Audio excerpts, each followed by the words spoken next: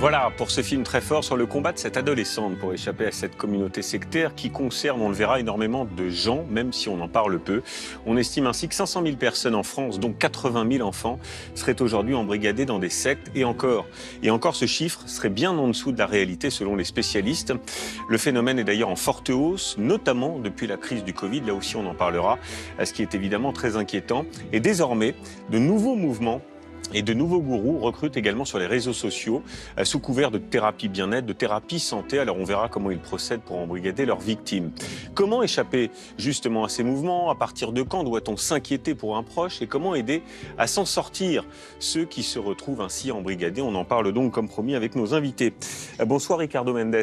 Bonsoir. Merci d'être là et de venir partager votre témoignage. Vous êtes né et vous avez grandi au sein d'une communauté clairement identifiée comme sectaire, dont le leader a d'ailleurs été condamné pour emprise et abus physiques et sexuels. D'ailleurs, des procédures sont toujours en cours, on l'évoquera. Il vous a fallu, je crois, plus de 30 ans pour vous libérer de cette secte. On parlera de votre histoire. Merci infiniment, je voulais vous le dire, d'accepter de venir témoigner ce soir sur le plateau. Marie Drillon est également avec nous. Bonsoir madame. Bonsoir. Vous êtes la vice-présidente de l'Union des associations de défense des familles et de l'individu victime de secte. On parlera évidemment avec vous des réponses pour sortir de cet embrigadement. Jean-Loup Adenor, bonsoir. Merci d'être là également. Vous êtes rédacteur en chef adjoint à Charlie Hebdo et vous êtes co-auteur d'un ouvrage très documenté sur le sujet. Le nouveau péril sectaire, enquête inédite sur les dérives sectaires d'aujourd'hui, c'est aux éditions Robert Laffont. Delphine Guérard, bonsoir. Bonsoir. Vous êtes psychologue, spécialiste également du phénomène de l'embrigadement et des sectes, auteur de l'emprise sectaire, psychopathologie des gourous et des adeptes de secte, c'est aux éditions Duno. Merci également de votre présence. Et puis Sonia Baquès, bonsoir. Bonsoir. Vous êtes secrétaire d'État chargée de la citoyenneté, c'est vous qui êtes en charge de cette problématique des dérives sectaires qui atteignent un niveau d'alerte en France, hein, on en parlera et on verra les derniers chiffres. Sujet d'ailleurs que vous connaissez personnellement, car vous avez raconté votre histoire, vous avez été vous-même embrigadé avec votre mère par la scientologie. Je voudrais peut-être d'abord un mot de réaction à ce film. Est-ce qu'il vous a, vous, personnellement d'abord, rappelé des choses? Oui, je pense que c'est le cas de ceux qui ont vécu la même chose. En fait, on retrouve toujours les mêmes recettes. On retrouve toujours la même façon finalement de recruter, de profiter des faiblesses. On retrouve là, parce qu'on a finalement une fin heureuse à ce film, l'aide que peuvent apporter les proches. Donc oui, beaucoup d'émotions en regardant ce film et ça me rappelle beaucoup de choses. Quand on commence à aborder ce sujet-là, on se rend compte, et vous avez donné des chiffres qui sont uniquement une estimation.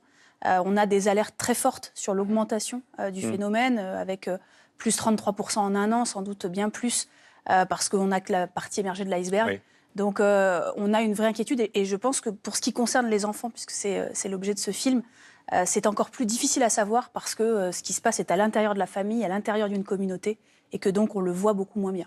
Votre histoire, madame, vous aviez 5 ans, je crois. Non, j'avais un peu plus, j'avais entre 9 et 10 ans. Ma maman était dans un divorce extrêmement compliqué, c'était la faiblesse. Elle a été recrutée sur un trottoir parisien par un test de personnalité qui lui a dit très vite vous avez un problème avec le divorce, votre divorce, on va vous aider.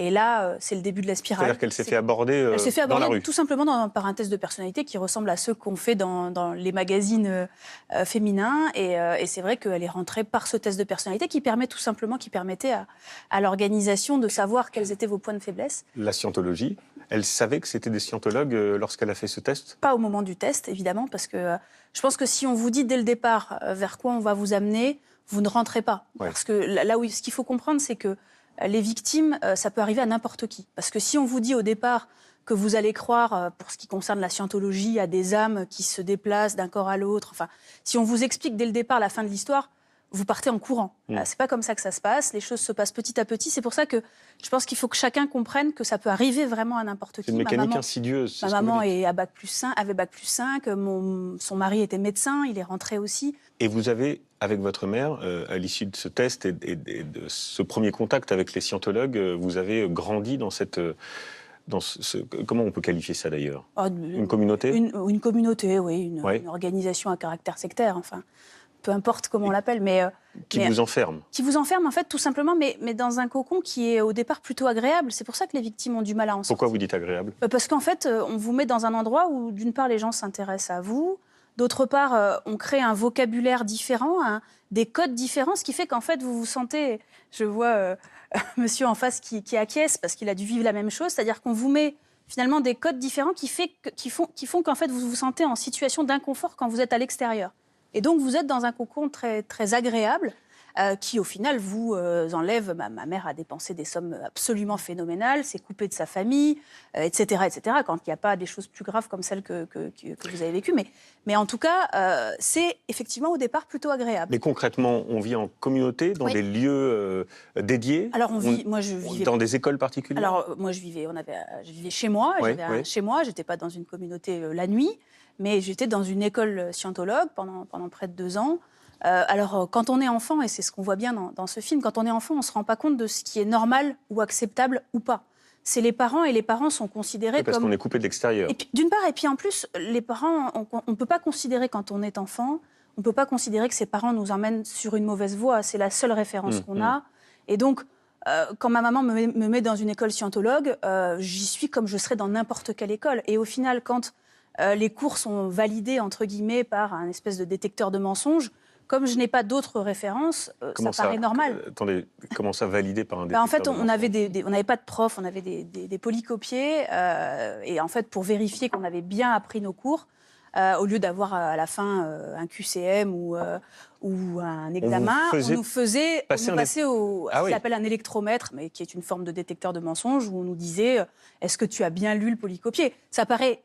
Encore une fois, c'est toujours pareil, quand on présente ça après coup, les gens disent mais comment? Ma maman était enseignante, encore une fois, mon beau-père médecin, comment ont-ils pu adhérer à ça? Mais les choses se font de manière progressive, et au final, tout ça a paru normal, et c'est exactement l'histoire qui est vécue dans le film, c'est jusqu'à ce que quelqu'un vous alerte. Et c'est ça qui est important, et que je crois sur lequel on travaille tous, c'est bizarre. Tiens, c'est bizarre, on me fait faire des choses bizarres. Et c'est ce questionnement qu'il faut absolument générer chez... Parce que votre maman n'avait pas conscience de ça, elle-même étant enseignante et voyant les pratiques pédagogiques qui étaient mises en place dans cette école particulière. Elle est décédée l'année dernière, et jusqu'au bout de sa vie, elle ne s'en est jamais rendue compte. Elle a été jusqu'au bout complètement enfermée et incapable de faire la part des choses. Et elle disait des choses extrêmement contestables, et puis sur lesquelles on pouvait prouver que c'était faux. Je lui prouvais que c'était faux, et en fait, elle me disait non mais on te ment. Donc ça va. Par exemple Par exemple, ma mère me dit un jour, grâce au chemin du bonheur, le chemin du bonheur, c'est le livre, un des livres phares de la scientologie. Grâce au chemin du bonheur, on a baissé la délinquance, on a divisé la délinquance par 2 dans tel pays. Donc je lui sors les chiffres de la délinquance du pays en me disant là c'est parfait, j'ai vraiment un élément. Je sors les chiffres officiels de la délinquance du pays en disant regarde, les chiffres n'ont pas été divisés par 2. Donc, de fait, s'ils n'ont pas été divisés par 2, ils n'ont pas été divisés par 2 par le chemin du bonheur. Et elle me dit, mais non, les chiffres sont faux. Ah oui. Les chiffres qui sont les chiffres officiels de l'Institut de statistique de ce pays sont truqués. Et là, honnêtement, et c'est vrai qu'il faut avoir beaucoup de force, et c'est pour ça que je pense qu'on a beaucoup de choses à faire pour aider, mais pour réussir à amener les gens à en sortir, c'est extrêmement difficile. On manque d'outils. Quand on est dans la famille même, on manque d'outils. Et pour vous, quel a été le déclencheur? Qui vous a dit à un moment, c'est bizarre? Alors d'abord, ma maman s'est fâchée avec la directrice de l'école scientologue, donc elle m'en a sorti. J'ai été mise dans l'école publique, au collège public. Et un soir, tout simplement, une camarade de classe qui me voit prendre le courrier et qui voit le logo de l'église de scientologie et qui me dit « Mais est-ce que tu sais que c'est une secte ?» J'avais jamais entendu ce mot-là de ma vie. Donc je dis « Non, écoute, c'est la scientologie, c'est très bien. » Et le lendemain, elle a commencé à m'alimenter, en fait. À l'époque, il y avait des procès contre la scientologie, donc elle a commencé à m'apporter. Vous aviez quel âge? J'avais 13 ans. 13 ans. J'avais 13 ans, et là, j'ai commencé, en fait, à avoir ce petit déclencheur que je trouve très important du « c'est bizarre ». Et du coup, j'ai regardé les choses avec un prisme différent, qui était de dire « mais est-ce que ce qui se passe est normal ?» entre guillemets. J'ai la chance d'avoir eu mes parents divorcés. C'est pas, en tout cas, en l'occurrence, c'était une chance. Et j'ai eu la chance de pouvoir être récupérée par mon papa, qui vivait en Nouvelle-Calédonie, donc de pouvoir partir du jour au lendemain. Mon père était évidemment pas au courant du tout de ce que je vivais. Et je suis partie dans des conditions un peu extrêmes. C'est-à-dire en fait, ma mère m'a fait aller au manoir de Saint-Hill, qui est le QG de la scientologie en Angleterre, qui est un manoir un peu dans le Sussex, un peu éloigné de Londres. Et je suis partie en courant du château, en faisant du stop, en récupérant de l'argent à Londres. Vous êtes enfui. Pour appeler mon père. Je me suis enfuie la journée, j'ai appelé mon père d'une cabine téléphonique. À 13 ans, ça. À Londres, ouais. Et mon père qui a découvert la situation. Parce qu'il n'était pas au courant. Pas du tout. Ma mère lui avait dit que j'étais dans une école bilingue. Évidemment, tout ça était caché. Puisque le divorce était compliqué. Donc, ça fait partie. C'était la fragilité. Et donc, je suis partie. J'ai dit à mon père, il faut que tu me récupères. Et il m'a récupérée. Et comment vous avez atterri ensuite dans le monde réel, justement? C'est très compliqué parce qu'on est obligé de se réadapter complètement au monde. Désapprendre. Faut tout un tas de réflexes en fait de quotidien qu'il faut enlever. Moi, j'ai un détail en tête, mais en scientologie, quand on se fait mal, il y a une procédure en fait qui s'appelle faire contact. Donc en fait, si vous vous cognez quelque part, il faut refaire le geste jusqu'à ce que vous ayez plus mal. Enfin, je vous passe les détails, mais en tout cas, systématiquement, il y avait cette procédure-là, et donc que j'ai eue pendant 4 ans. Et donc, il faut désapprendre, c'est ce que vous dites. Il faut désapprendre ces réflexes-là. Il faut se reconstruire. Et donc, moi, j'ai refusé de voir ma mère pendant très longtemps, pendant plusieurs années, pour au final lui dire j'accepte de te revoir, mais je veux plus jamais qu'on en parle. Et c'est ce qui s'est passé? Non, parce qu'elle en a été incapable. Donc, à chaque fois qu'elle m'en a parlé, on s'est redisputé. Mais j'ai essayé de garder le lien. Il y a des gens qui coupent et je le respecte et je le comprends. Elle n'en est jamais sortie, elle. Elle n'en est jamais sortie. Et c'est fait partie des échecs que je ne souhaite à personne, parce que j'ai vécu avec ça en me disant toute ma vie, j'y arrive pas. Et je suis aujourd'hui... J'espère que les outils qu'on va construire vont permettre à d'autres d'aider leurs proches à en sortir. Alors aujourd'hui, vous êtes au gouvernement et vous avez peut-être les outils pour réussir à aider les autres à en sortir. On va en parler tout à l'heure. Merci infiniment d'avoir partagé d'abord votre histoire personnelle. Ricardo, on va aussi raconter tout à l'heure votre histoire. Je vous voyais beaucoup réagir pendant le témoignage parce que c'est aussi ce que vous avez vécu, mais ça a duré évidemment beaucoup plus longtemps. Est-ce qu'il existe aujourd'hui une définition d'un mouvement sectaire ou d'une secte? Je dis ça parce qu'il y a plein de gens qui nous regardent, qui ne connaissent pas le sujet et qui se disent c'est quoi la différence entre une communauté où on vit en communauté, il y en a plein sur notre territoire, et puis une communauté à dérive sectaire. Oui. Oui, alors moi je pourrais définir une secte, parce que moi je parle de secte, comme un groupe qui est dirigé par un leader qui a autorité sur tous les autres membres du groupe, qui exerce une emprise dans la relation avec les personnes, et en plus, qui va exercer cette emprise à partir de procédés très spécifiques et de techniques qui désubjectivent les personnes. C'est-à-dire que les personnes se retrouvent dans un état où elles perdent leur capacité de penser par elles-mêmes, elles perdent leur sens critique, et elles deviennent totalement dépendantes de la figure qui dirige. Est-ce qu'il existe en France une liste exhaustive des mouvements sectaires? Non. On a essayé de faire des listes de mouvements sectaires en France. Ça a été le cas à la fin des années 90. On a élaboré une liste qui contenait un certain nombre de mouvements qui ont été qualifiés de mouvements à caractère sectaire. Et en réalité, on s'est rendu compte que c'était quand je dis on, c'est le législateur, c'est les pouvoirs publics. On s'est rendu compte que c'était pas une façon, disons, optimale de procéder, puisque ça a deux effets. Les personnes qui ne s'y trouvent pas, elles s'estiment un peu blanchies, et celles qui y sont peuvent se poser en martyr. Et ça, c'est quelque chose qu'on voit à chaque fois. Moi, en tant que journaliste, j'enquête beaucoup sur les dérives sectaires. À chaque fois qu'on fait un travail journalistique qui est un travail sérieux, qui est un travail renseigné de témoignages, on contacte les pouvoirs publics, évidemment, on ne travaille pas, on ne fait pas les choses à la légère. La première chose qu'on va nous dire, c'est vous êtes en train de nous pointer du doigt. En fait, si on fait des listes, ils changent de forme tout le temps. C'est des centaines. Et donc, c'est sans doute plusieurs centaines. Plusieurs centaines. Et ça a énormément changé de forme.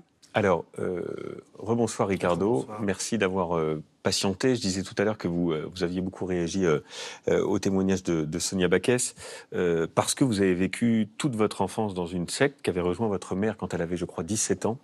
Une secte ou une communauté qui se disait bouddhiste, avec à sa tête un gourou charismatique. Donc on retrouve bien toutes les caractéristiques d'un mouvement sectaire. Et vous êtes né dans cette secte. Voilà, En 1980. Je vais naître en 1980. On est au cœur de la secte Ocassé. À ce moment-là, en 80, c'est déjà une secte dans le sens où on a déjà clairement la présence du leader charismatique de Robert Spatz qui prend toute la place, qui se mêle de la vie de ses adeptes, du mariage jusqu'au nom de l'enfant.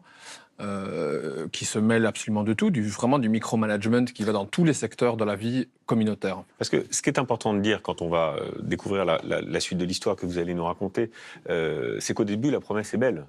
C'est ce que vous dites. C'est les utopies concrètes. D'une vie différente, d'une vie en communauté, c'est un peu post-68 heures, et d'une vie à la cool, un peu baba cool. Clairement, avec la propriété dans le sud de la France, Château de Soleil, 21 hectares, au milieu du Var, de la nature. Voilà, on découvre les images pendant que vous parlez. Voilà, une propriété qui peut paraître tout à fait merveilleuse, de se dire on va mettre les enfants là-dedans, il n'y aura pas de pollution, il n'y aura pas de racisme, il n'y aura pas tous les défauts qu'on trouve au monde extérieur. Il y avait combien d'adeptes dans cette secte ? Aller comment dire, à l'aune, à l'apogée de ce mouvement, on peut compter qu'avec les satellites, avec toutes les personnes, les amis des amis, etc., qui venaient dans les rassemblements, il y avait des rassemblements tous les étés à cet endroit-là, on peut dire 300, 400 personnes peut-être en tout, si on compte tous les enfants et tous les adultes ensemble. Donc moi, en fait, je suis envoyé par le fondateur de la secte Okase à Château de Soleil en 1981 avec ma mère. Et vu que je suis un enfant, on va dire, pas difficile, mais peut-être extra-sensible, ma mère va rester sur place avec moi jusqu'à mes 5 ans. Et à mes 5 ans, du jour au lendemain, il est question, en 1985, il est question que les parents ne peuvent pas rester sur place, point. Il faut mettre en pratique la séparation des parents et des enfants. Comment c'est justifié, ça, à l'époque ? Oh, il y a toute une série d'éléments qui sont utilisés par Robert Spatz sur cette photo qui en fait, il y a un côté eugénique, il y a un côté où ces enfants, en fait, il faut les séparer de leurs parents, parce que leurs parents sont pleins de poison, sont pleins de problèmes, et donc il vaudrait mieux pouvoir les éduquer séparément de leurs parents, histoire qu'ils n'héritent pas de ce que Robert Spatz appelait des tares chromosomiques. Donc ça voudrait dire qu'il fallait que les enfants soient bien séparés, histoire qu'on puisse bien les mettre dans une boîte, et que par la suite, en fait, ils puissent être plus facilement manipulables. Je pense qu'il avait vraiment une vue à long terme sur ces actes. Et tous les adeptes acceptaient cette perspective, y compris votre mère. Ça a été dur pour chacun d'entre eux. Je pense qu'il y a un profond traumatisme au sein de la Okase, de toutes les mères, de tous les pères qui ont dû vivre ce moment-là. Et je pense qu'il y avait autant une pression verticale qui venait de la part de la direction et de Robert Spatz, il y avait aussi une pression latérale qui venait de ceux qui avaient déjà mis leurs enfants sur place, et qui avaient déjà passé par le supplice, en quelque sorte, et qui, du coup, vérifiaient bien que, du côté des autres adeptes, tout le monde passe par le même processus. Je vais donc intégrer des groupes d'enfants qui sont sous la direction, à ce moment-là, d'une personne qui est nommée par Robert Spatz. Et votre quotidien, c'est quoi ? Et mon quotidien, ça se passe entre, déjà très tôt, beaucoup de prières, de pratiques bouddhistes tous les jours. Mais à partir de mes 7 ans, il va vraiment y avoir ce qu'on appelait le temple, qui était un peu comme, on pourrait dire, la comparaison d'aller à la messe du dimanche, sauf que là, c'était tous les jours, 2 heures le matin, 2 heures le soir. Et donc, on peut compter que moi, facilement de mes 7 ans jusqu'à mes 16 ans, j'ai fait en moyenne 6 heures de pratique religieuse tous les jours. Et il y avait au milieu de tout ça une éducation scolaire ? Oui, alors ils avaient une école privée. Ils ont réussi à avoir le statut d'école privée de la part ce qui leur permettait de ne pas être ennuyés, j'imagine, par l'obligation à scolariser les enfants. C'est-à-dire que l'école était au sein du... Exactement. Elle abritait différentes classes qui étaient divisées un petit peu par groupe d'enfants. Et donc, on avait l'école primaire qui était donnée sur place. Et ensuite, pour le secondaire, la Okase utilisait le CNED, le cours national d'enseignement à distance. On avait une éducation qui mélangeait constamment tous les jours des préceptes bouddhistes, des préceptes de Robert Spatz et l'enseignement, on va dire, classique, quoi. On vit en vase clos, on sort pas. Complètement, cet endroit à partir de 82, il est fermé au monde extérieur. Vous n'avez pas de contact avec l'extérieur ? Alors, à partir de mes 5 ans, ça dépend des années, mais on visitait nos parents 1 à 2 fois par an. À Bruxelles ? À Bruxelles, et nos parents venaient en général 1 fois par an, parfois 2 fois par an. Pendant combien de temps, ça ? Ça a duré jusqu'à mes 13 ans. J'ai quitté cet endroit quand j'avais 13 ans et j'ai été déplacé avec 25 autres enfants dans un centre toujours de la Okase, toujours fermé par rapport au monde extérieur, dans le sud du Portugal. C'est une question un peu difficile ce que je vais vous poser, mais comme vous ne connaissiez rien d'autre à l'époque, quels souvenirs en gardez-vous ? Alors j'ai plein de souvenirs, autant des souvenirs où je me fais abuser, je me fais ce que la cour a détecté, enfin ce que la justice a classifié comme de la torture. J'ai des souvenirs de privation de nourriture, j'ai des souvenirs de punition quotidienne, j'ai des souvenirs d'une certaine des ténèbres. Mais vous aviez conscience que ce qui se passait sur vous, sur les enfants, c'était pas normal? Non, pour moi, j'analysais ça en plus selon les préceptes bouddhistes, et donc pour moi, c'était mon karma, je devais l'accepter, je devais apprendre à l'accepter, et donc tout ce qui m'arrivait, je le pensais comme étant une suite logique potentiellement de mes actions passées, de mes vies passées, et donc tout, en fait, l'ensemble, on va dire, de la doctrine te permettait même de digérer en fait ce qui t'arrivait, et de peut-être... J'aime pas dire que ça me permettait de trouver une résilience, mais en tout cas, ça donnait une explication. Et je pense que même si cette explication était fausse, elle permettait quand même de survivre, en fait. C'est terrible. C'est pire que terrible. Voilà, Et à partir de quel moment vous êtes sorti de cet embrigadement? C'est un très long processus, parce que moi, quand je finis par sortir des monastères, donc dans la OKC, c'est comme s'il y avait deux réalités. Il y avait la réalité dans les monastères, donc comme la photo de Château de Soleil, mais il y avait aussi une autre réalité, c'est-à-dire que quand vous êtes en contact avec le public, que vous êtes les pionniers de magasins bio, de centres de yoga, de tout ce qu'aujourd'hui fait complètement partie de ce qui est vachement hype, etc., ben, en fait, vous êtes in, quoi. Les gens, ils vous trouvent super sympa. Les gens, ils vous voient quand ils font leurs courses, quand ils passent leur carte au magasin. Ils ont juste l'impression que c'est des gens géniaux qui sont là. Et donc, il y a vraiment une dichotomie, mais gigantesque dans la réalité par rapport à ça. Expliquer. C'est-à-dire qu'une fois passé l'adolescence, vous étiez au contact du public, voilà, dans des magasins, dans des structures qui appartenaient à la secte. À partir de mes 16 ans, je commence à travailler dans un restaurant végétarien dans le sud du Portugal. Et petit à petit, en fait, je vais commencer à rencontrer des gens de mon âge. Je vais aussi acquérir un ordinateur. Je vais me connecter à Internet. Et ça, en fait, ça va me mettre en contact avec des gens qui ont vécu des vies tout à fait classiques. Et moi, à ce moment-là, je cache complètement les abus que j'ai subis. Donc, tout ça, en fait, je raconte une version de mon vécu qui est complètement aseptisée, en fait. Ces sévices, vous les avez vécus combien de temps? Moi, les sévices corporels, etc., je les ai vécus de mon tout plus jeune âge, vraiment, à partir du moment où ma mère part, donc de mes 6 ans, je peux dire que jusqu'à mes 17 ans, moi, j'ai subi des sévices, qui soient psychologiques, corporels, spirituels, qui ont pénétré tous les pores de mon être, en fait, jusqu'à cet âge-là. Et puis ensuite, on va dire que c'est le fait d'arriver en contact avec ce qu'on appelait le monde extérieur, pour nous, c'était que finalement, en fait, tu commences à avoir un point de repère. Tu commences pouvoir à construire c'est quoi une forme de normalité. Et c'est en comparant ça que tu intériorises, tu réfléchis, tu prends tout ça dans toi, etc. Il y a une digestion qui prend des années, en fait. Parce qu'il faut expliquer, le travail, en plus, était bénévole, hein, pour les structures et les magasins dans lesquels vous bossiez. Alors on était bénévole, même si le Portugal était un petit peu plus en avance sur les autres centres d'OKC, où on avait un 100-200 euros qui nous permettait d'avoir une forme d'argent de poche. C'est comme ça que j'ai pu acheter mon modem, mon ordinateur, ma connexion Internet. Et vous viviez en toute indépendance, par ailleurs? Non, on vivait dans des appartements qui étaient loués par la secte et dans lesquels vivaient que des adeptes. Et il y avait, comme dans d'autres, comme ce que vous racontiez tantôt, avec le langage, il y avait tout un langage au sein de la OKC pour définir les autres, pour définir les gens de l'extérieur. L'intérieur, on l'appelait la famille, les gens de la famille. Robert Spatz s'était appelé le lama. Plus tard, en devenant adolescent, on l'appelait papa. Et donc, tout ça, en fait, ça remplace tous les archétypes qui permettent de construire une personnalité. Et du coup, ça remplit des besoins qui sont propres à l'être humain, mais sur des structures qui sont complètement fausses et qui sont complètement...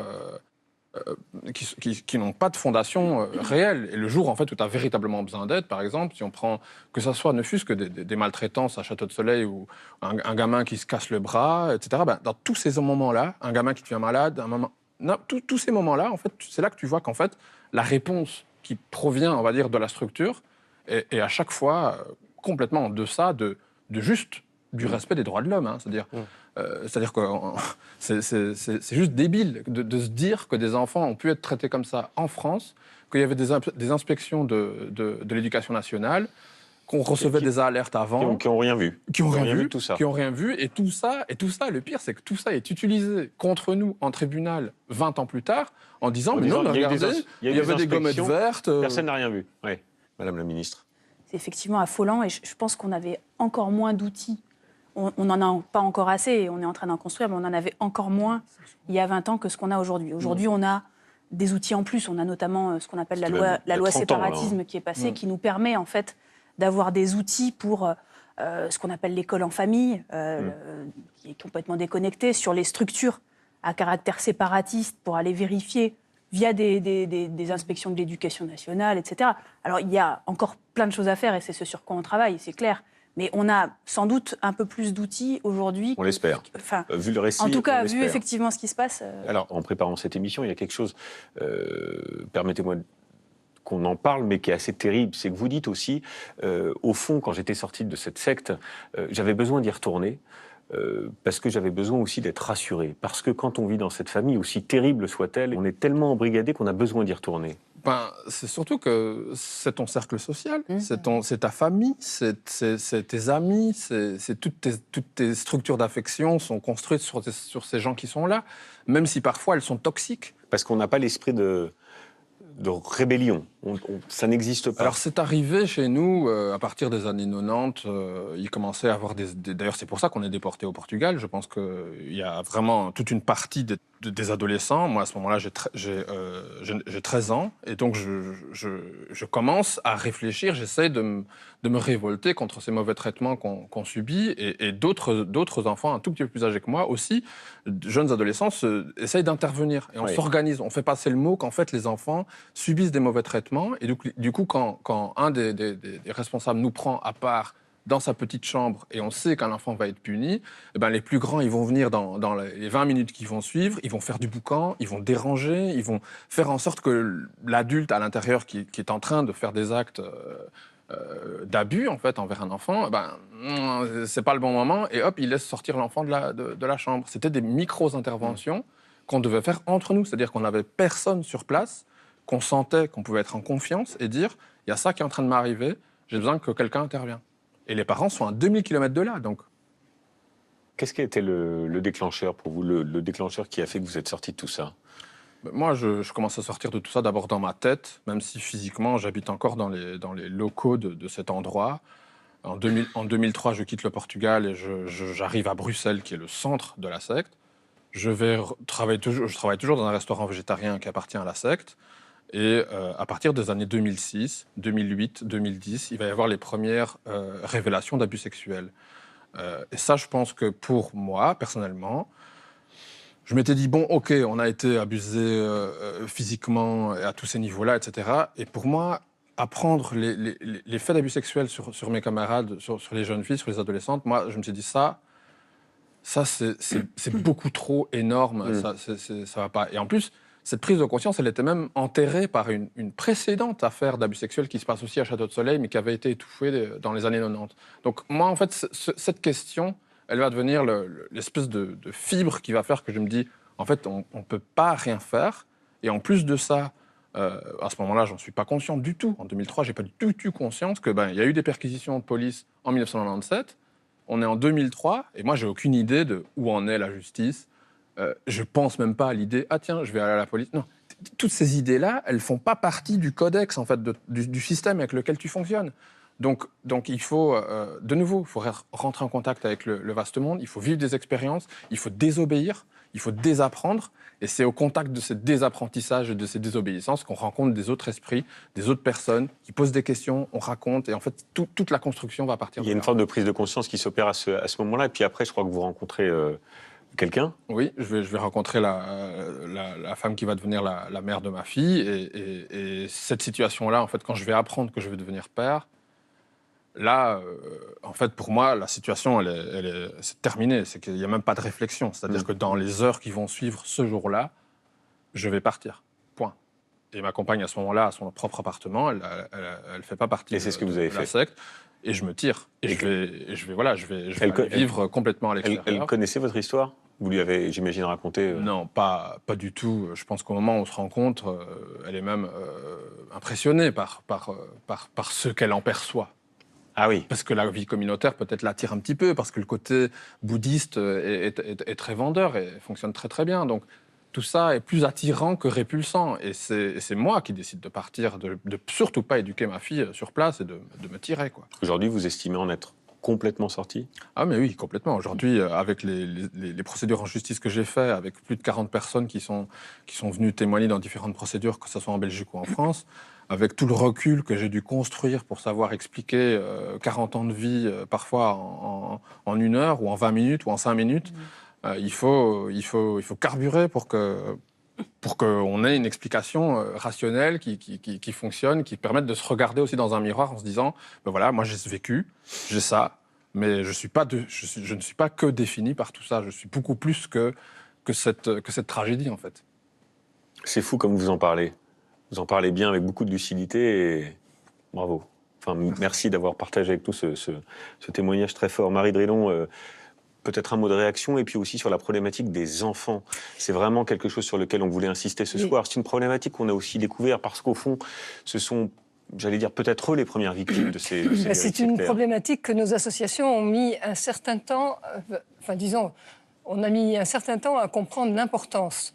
Parce qu'en fait, pendant les premières années, jusqu'aux années 2000 à peu près, on avait des échos sur ce que vivaient les enfants dont les parents étaient sous emprise sectaire, mais on avait des échos par l'entourage, et les grands-parents, les oncles, les tantes. Quand il y avait quelque chose de très important, éventuellement, on pouvait alerter la justice je me souviens d'une petite qui devait partir à 6 ans sans ses parents dans un établissement au fond de l'Inde.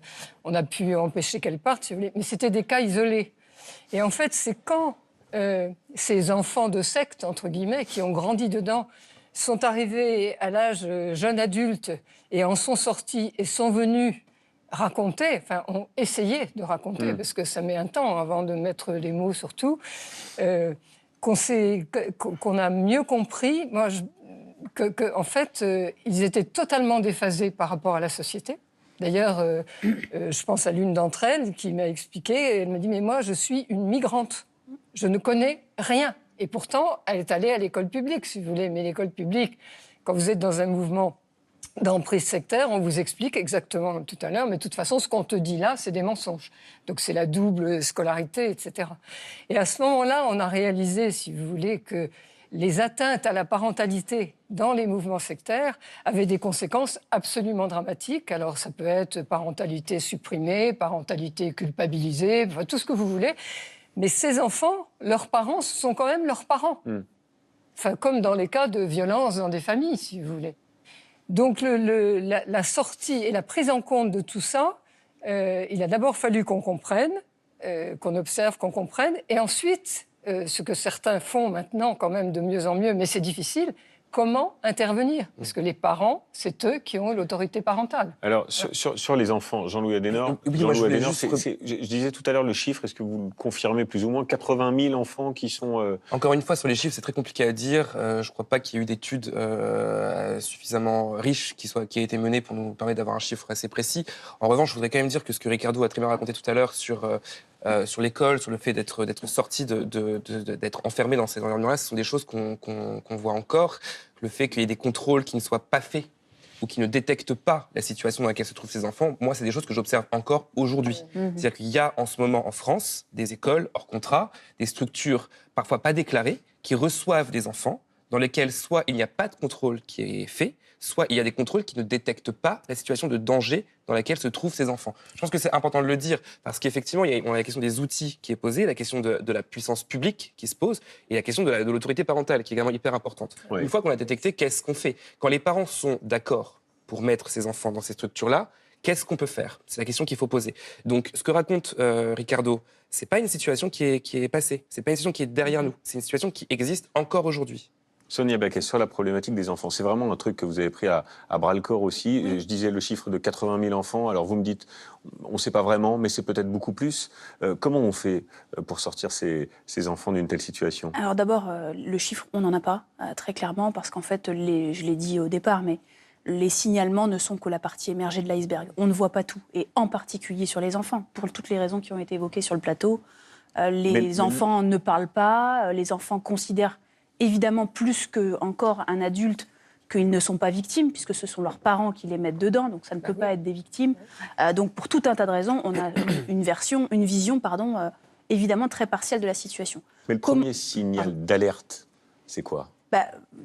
tout ce qui a été dit, c'est-à-dire qu'on sent des choses, et je pense que, et c'est ce qui nous manque, moi j'appelle ça les gestes qui sauvent, c'est-à-dire qu'on forme aujourd'hui les jeunes adolescents à savoir réagir quand un camarade a fait un arrêt respiratoire ou un malaise, etc. Mais je crois qu'il faut qu'on arrive, et c'est ce sur quoi on travaille, à les former. Là, on voit dans le film que la jeune fille est aidée par un camarade, ça a été mon cas également. Ce warning, cette alerte, qui doit être lancée, c'est bizarre, attention, tu devrais faire attention. Il faut que d'autres l'aient, parce que les gens qui sont à l'intérieur ne s'en rendent pas compte. Donc il nous manque des outils, très clairement, et ça a été dit par Jean-Louis Adenor, je partage. On en a mis en place. Il y a 30% des élèves inscrits dans le cadre de l'instruction en famille, qui est souvent la porte ouverte à un certain nombre de dérives, pas toutes, mais en tout cas un certain nombre, qui ont été fermées. Donc on fait des choses, mais on manque aujourd'hui d'outils. Et je pense surtout que vous parliez de comment on fait pour le deviner. Oui. En fait, on en a des alertes, mais finalement, qu'est-ce que les gens qui reçoivent ces alertes, qu'est-ce qu'ils en font? Alors, ça, c'est l'autre question, mais quand même pour aller jusqu'au bout des choses, parce qu'il y a des vigies, il y a des médecins, il y a des profs qui sont aussi là pour alerter le cas échéant s'il y a des problèmes.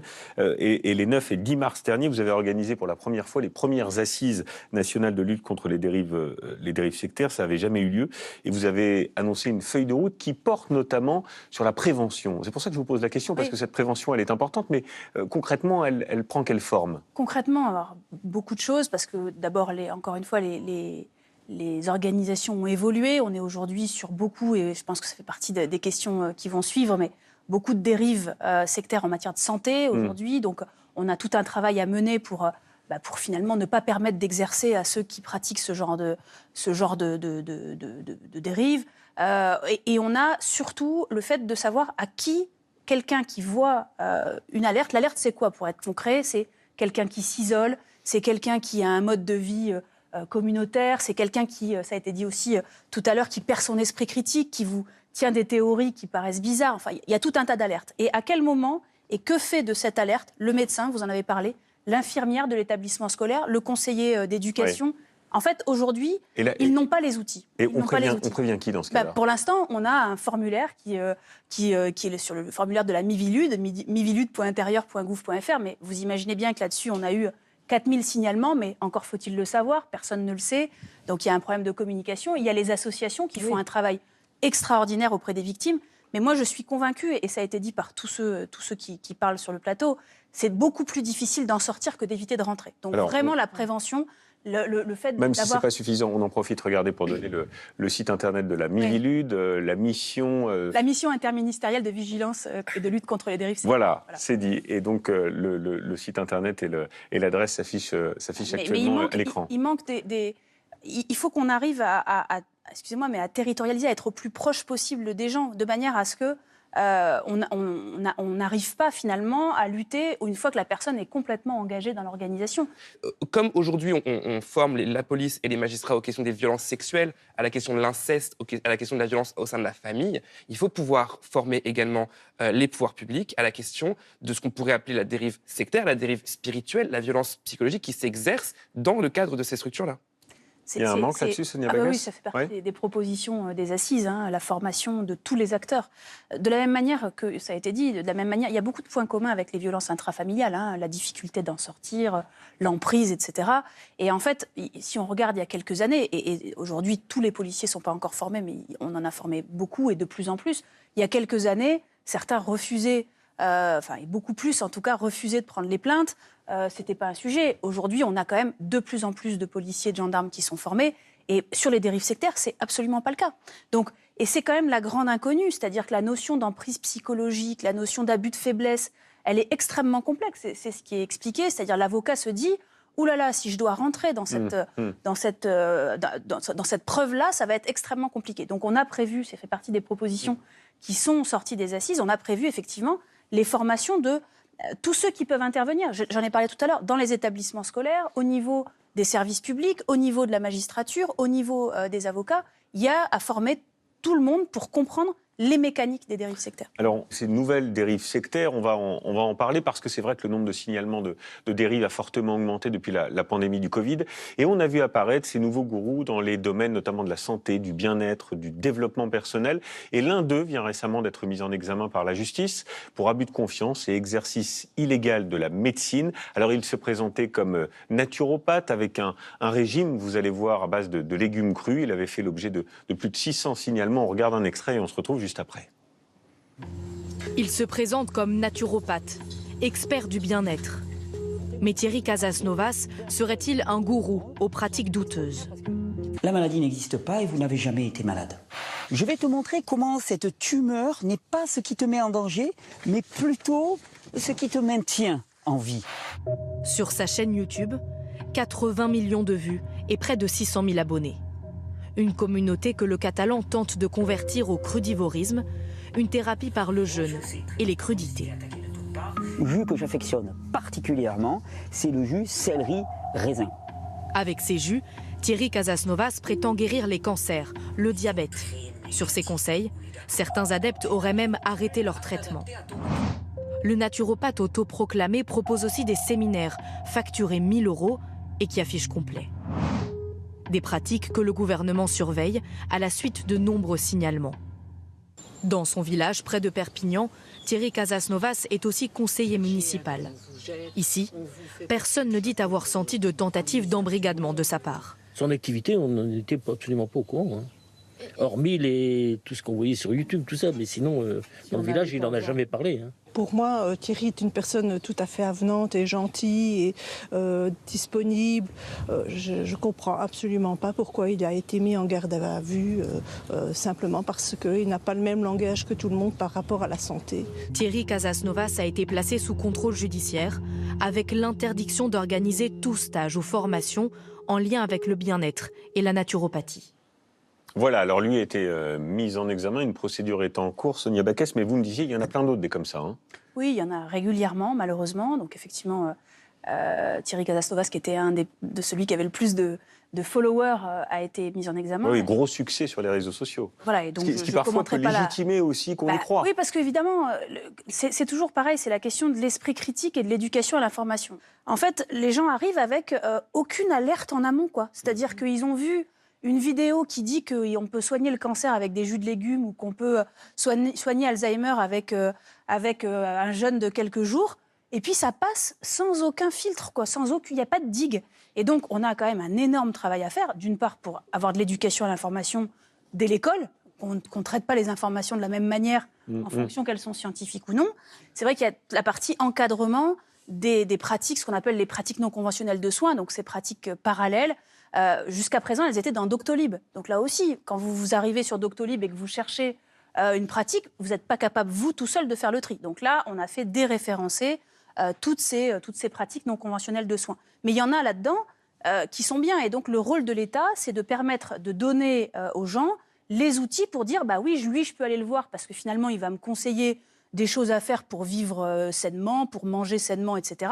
Mais lui, par contre, je ne peux pas aller le voir parce qu'il va m'embarquer dans une dérive sectaire. Pardon, mais quel est le ressort judiciaire pour les faire condamner, ces gens-là ? On en a plusieurs, mais on n'en a pas encore assez, à notre sens. Là, on veut, et ce qui a été proposé dans le cadre des assises, c'est de mettre en place un délit d'incitation à l'arrêt des soins. C'est-à-dire quelqu'un comme celui que vous avez cité. Donc un nouveau délit, en somme. Qui dit finalement, parce que quand on vous dit de boire des jus de légumes, je pense que les jus de légumes, c'est plutôt bon pour la santé, donc tout le monde peut en boire. Je pense que c'est plutôt une bonne chose. Quand on vous dit, vous devez boire des jus de légumes dans le cadre d'un extracteur que vous allez m'acheter et vous allez en parallèle arrêter votre traitement de chimiothérapie sur votre cancer, là, ça devient un délit. C'est pas le cas aujourd'hui. Donc, voilà. Je peux peut-être vous donner un exemple par rapport au cancer, justement, où il y a 3 cas de cancer dans la OKC, et la technique utilisée, c'est pas les jus de légumes, mais c'est que si ces personnes font de la chimio ou font de la médecine, font de l'allopathie, ça pourrait entraver leur possibilité d'atteindre l'éveil. Et donc, atteindre l'éveil dans le bouddhisme, c'est atteindre une forme de réalisation. Et donc, vous imaginez bien que 3 personnes qui souffrent d'un cancer terrible et qui, pour des raisons spirituelles, décident de ne pas se soigner, et surtout qui sont appuyés par les différentes personnes sur place dans la secte, Et qui fait donc que ces personnes sont mortes dans d'horribles, atroces souffrances, souffrances qui ont dû être accompagnées par les adolescentes à ce moment-là. C'est-à-dire que c'était des amis à moi qui étaient en train de lui nettoyer le corps, et elle était mise dans une petite cabane pendant qu'elle était en train de crever, et que son fils était sur place. Donc il y a des choses qui sont d'une atrocité, mais qui dépassent tout entendement. Alors, dans le cas de ces nouveaux gourous, il y a quelque chose qui est assez surprenant par rapport à l'histoire de Ricardo ou à votre histoire avec la scientologie, c'est qu'on n'a pas le sentiment d'un embrigadement. On a l'impression que ce sont des charlatans qui font de l'argent, certes, qui prodiguent des choses absolument dangereuses pour la santé, parce qu'on peut bien évidemment pas guérir un cancer avec des légumes crus ou des légumes tout court, mais il n'y a pas ce caractère d'embrigadement, de communauté, de lavage de cerveau d'une certaine manière. Si, Non, si. il n'y a pas C'est le même ressort. Ça finit comme ça. C'est le même ressort. Si, parce qu'en fait, enfin, le procès c'est le même, c'est-à-dire que on rentre sur la vulnérabilité, on rentre sur le. Quand on a un cancer, évidemment, on est vulnérable. Donc on rentre sur la vulnérabilité. On fait rentrer les gens dans un circuit, donc après ça passe par des messages, et dans les messages, c'est là que l'emprise se fait. Donc c'est une emprise à distance. À distance, et les réseaux sociaux sont un formidable démultiplicateur de ça. Vous essaierez de chercher sur votre moteur de recherche voiture bleue. Vous allez chercher sur votre moteur de recherche, et dans les jours qui vont suivre, vous n'allez plus voir sur vos différents fils que des voitures bleues. Et donc, quand c'est des voitures bleues, c'est pas très grave. Quand vous allez chercher des informations sur comment on fait pour soigner le cancer, eh bien en fait, vous n'allez plus voir, ou sur le jeûne par exemple, vous n'allez plus voir que ça. Et c'est là où on a un gros travail à mener avec les plateformes de réseaux sociaux, ce qui a été également proposé dans le cadre des assises. C'est-à-dire que d'abord, il faut les former, parce que les modérateurs ne sont pas formés à ces questions-là. Et ensuite, on a à travailler sur le fait que les algorithmes ne servent pas à démultiplier les pratiques sectaires. Au contraire, c'est-à-dire qu'il faut qu'on arrive, et c'est ce qu'on est en train de préparer avec les plateformes, à avoir ce qui maintenant s'appelle du pre-bunking, c'est-à-dire avoir des contenus qui permettent simplement de générer l'alerte pour les gens. C'est-à-dire qu'avant de voir la vidéo d'un certain nombre de gourous, on pourrait voir des vidéos qui disent « Attention, vous allez voir des choses qui sont pas… » Alors sur ce point, Jean-Louis Adenauer, parce qu'on n'est plus dans la recherche de spiritualité, là. C'est pour ça qu'on disait, on faisait une référence tout à l'heure à la crise sanitaire et au Covid, on est dans la recherche d'autre chose. Ça dépend. On est dans la recherche de bien-être, d'appartenance. Oui, alors, d'appartenance aussi à une communauté. Qu'est-ce que c'est que le bien-être dans ce discours-là? Qu'est-ce que c'est que le bien-être, sinon l'hameçon principal? Quand on regarde les vidéos de Thierry Casanova. Là, c'est pas moi qui l'ai fait, c'est le collectif L'Extracteur qui a fait un très très bon travail sur vraiment le verbatim, sur ce que dit Thierry Casanova dans ces dizaines et centaines de vidéos qu'il a pu faire. Quand on regarde son discours, c'est pas seulement un discours sur l'alimentation. C'est pas un discours seulement sur une hygiène de vie végane ou végétarienne ou crudivore. Ce qu'il explique, Thierry Casanova, dans certaines de ses vidéos, c'est des positions contre l'avortement, que sur la guérison miraculeuse, sur le fait qu'un membre peut repousser. Il a un discours religieux, Thierry Casanova. C'est tout à fait documenté. On peut le retrouver extrêmement facilement. Donc, derrière la première porte d'entrée, qui est je me sens mal dans mon corps, j'ai une maladie chronique, je suis en surpoids, j'ai un cancer, j'ai le diabète, je trouve ce discours qui est un discours qui me dit j'ai la solution. J'ai la solution, regarde, la médecine te ment, on a une solution qui est en plus extrêmement simple. Changer son alimentation. C'est compliqué, c'est vrai, mais c'est quand même moins compliqué que de devoir prendre de l'insuline toute sa vie, ou faire de la chimiothérapie. Quand on a cette première porte d'entrée et qu'on commence à consommer ces vidéos, et qu'on se rend compte que derrière, il y a autre chose que ce que propose, que le discours est beaucoup plus large, là, on rentre dans une affaire de sens, une affaire de sens de la vie. Une affaire de sens. C'est une affaire de sens. Et je pense que ces influenceurs-là, au contraire, ont un discours sur le sens. Il y a un ressort psychologique, Delphine Guérard, sur l'embrigadement comme ça à distance. On n'est pas obligé d'être en contact physique ou d'être dans une... C'est ça qui est intéressant à mettre en avant. On n'est pas obligé d'être dans une communauté où on est tous ensemble. La distance peut créer une forme de dépendance. Tout à fait. Oui, parce que déjà, il y a l'image qui est extrêmement attractif, et puis tout un discours très séducteur. Donc voilà, c'est par la séduction déjà que toutes ces personnes, ces dirigeants de sectes opèrent, c'est par la séduction. Mais on pourrait dire que c'est aussi difficile d'en sortir que quand on est dans une communauté fermée. C'est le même ressort. Oui, tout à fait, parce que la personne, c'est même peut-être même encore plus difficile, parce que la personne y va d'elle-même. Oui. C'est elle qui rentre et qui allume son ordinateur ou qui prend son téléphone. Voilà, elle est très active dans l'engagement.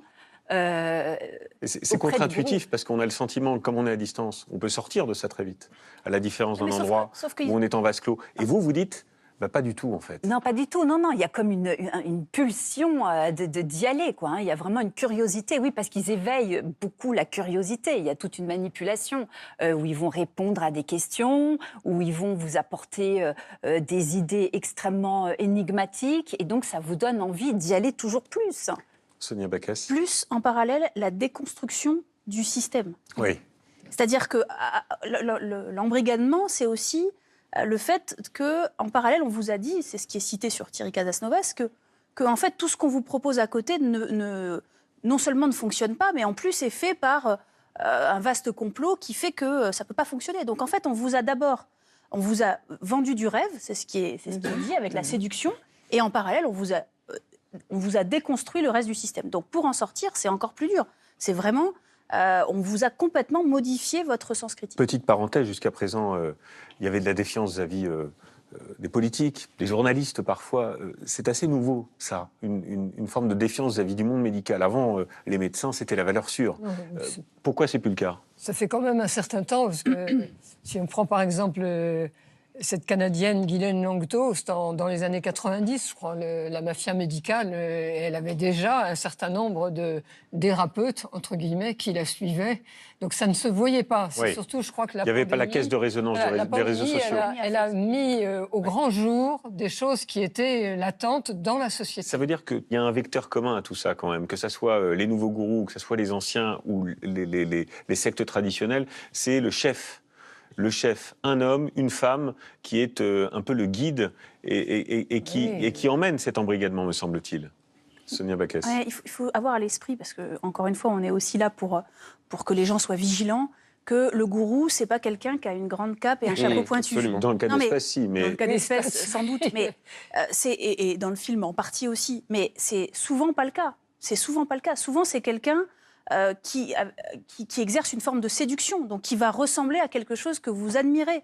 Ce qu'il faut vraiment, c'est régénérer de l'esprit critique. Et encore une fois, ne pas se dire « je risque rien parce que j'ai vu personne avec une grande cape et un chapeau ». Oui, on les appelle les gourous, mais on pourrait choisir un autre thème. Delphine Garay, il y a quelque chose de commun dans tous ces leaders charismatiques, on va les appeler comme ça. Oui, alors effectivement, le gourou, en fait, c'est un mauvais terme, parce que c'est pas des gourous, véritablement. En fait, c'est des imposteurs. Quand on étudie leur histoire, leur parcours, on s'aperçoit qu'en fait, ils n'ont aucune formation, qu'ils s'autoproclament, s'improvisent thérapeutes, guides, prêtres, enfin tout ce que vous voulez, et que en fait ils sont là pour essayer d'attirer des personnes pour s'approprier, les posséder des individus qui vont devenir à leur service. Ils vont exploiter les personnes. Oui, non, je voulais juste préciser, quand est-ce qu'on voit les premières grandes affaires de dérive sectaire en France, dans les années 80-90, on arrive aussi à un moment de l'histoire qui est important. On arrive à un moment où, c'est quand on écrit la fin de l'histoire, par exemple, on a cette idée que les systèmes démocratiques sont installés, finalement, il y a une baisse de l'intérêt pour la politique, à proprement parler. On a une baisse des religions, des grandes religions, donc il va y avoir un vide qui va s'installer. Les gens aspirent à plus que d'être des consommateurs, des travailleurs et dans une moindre mesure des électeurs. Les gens aspirent à une forme de transcendance. Et c'est OK, c'est pas quelque chose de particulièrement... C'est quelque chose c'est un réflexe naturel pour l'homme d'aspirer à de la transcendance. La question, c'est à qui est-ce qu'on confie cette transcendance-là ? Confiez-la à la bonne personne ou cultivez-la vous-même. Mais en tout cas, faites attention à qui vous la confiez. Bien, donc le message, c'est prudence, mais collective, parce qu'on peut tous être victimes de ces mouvements sectaires. Vigilance, se poser des questions. Juste le fait, voilà, je crois que c'est ça qui est important. C'est ce que j'allais dire, ce sera peut-être le mot de la fin. Quel message vous voulez faire passer ? Quel message vous voulez faire passer aux victimes qui nous regardent et puis à tous les Français qui peuvent être potentiellement concernés ? Merci, je pense qu'on aurait pu tous passer ce message, mais c'est de dire, attention, ça peut arriver à tout le monde, et posez-vous des questions. Simplement, demandez-vous si c'est pas bizarre. Je crois que le simple fait de s'auto-interroger, de se dire, est-ce que c'est normal, est-ce que c'est pas normal, est-ce que c'est pas bizarre, c'est déjà le début de la réponse. Et donc, vraiment, il faut simplement que les Français soient vigilants. Ça peut arriver à tout le monde. Bien. Merci à tous les 5 d'avoir participé à cette émission. Merci à France TV Studio, Nathalie Bourdon, Capucine Leguet pour la préparation, Éric Simon et ses équipes pour la réalisation, et à toutes les équipes techniques, évidemment, de France 2. Et puis, merci à vous pour votre fidélité, pour ces grandes soirées de débat. Vous pouvez d'ailleurs revoir le film Les Éblouis, ce sera sur la plateforme de France Télévisions. La soirée continue avec tout de suite un parcours historique et touristique, autre chose, des merveilles de la Renaissance avec Stéphane Bern et Laurent Deutsch. C'est votre magazine, laissez-vous guider. Bonne fin de soirée sur France 2. Et à demain, 13h.